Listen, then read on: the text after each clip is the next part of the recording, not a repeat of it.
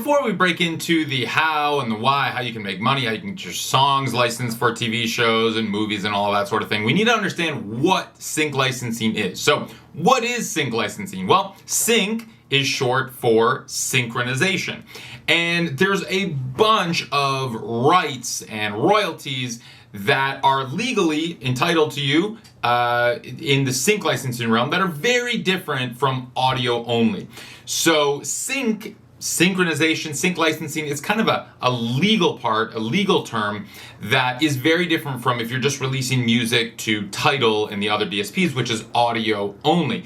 Totally different set of rights. So just because you might know the set of rights that you have, just because you can release a song audio only to TIDAL and the DSPs, doesn't mean that you have all the rights to legally be able to get the song synced for TV shows or movies or that sort of thing. So what is synchronization? Well, it requires a license. That means that the ad agency or the movie studio or the TV studio, the production company, is obtaining this license. They're literally just paying you, the rights holder, whether it's you, the indie artist, or the record label or the publishing company, paying for the rights to use that song and sync it up, match it to their visuals, to their video.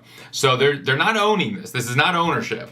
This is just paying for the rights. Now, there's two different kinds of music that you're going to hear in a TV show or movie or something like that. There's the sync license, which we just talked about, and there's the score.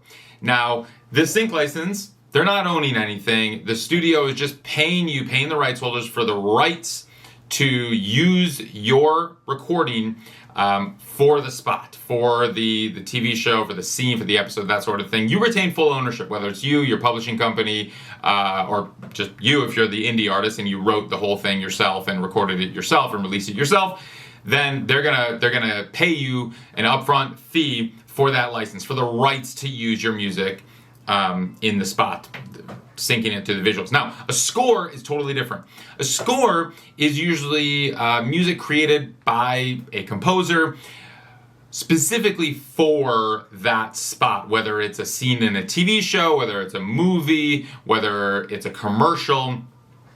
A score is created, it's music created by this composer. Now, usually the composer is on salary or is paid directly by the production company, and that music functions typically as a work for hire. So the composer doesn't typically retain ownership. The studio is hiring them for the project, and then the studio or the production company is owning that music on this, work for hire basis.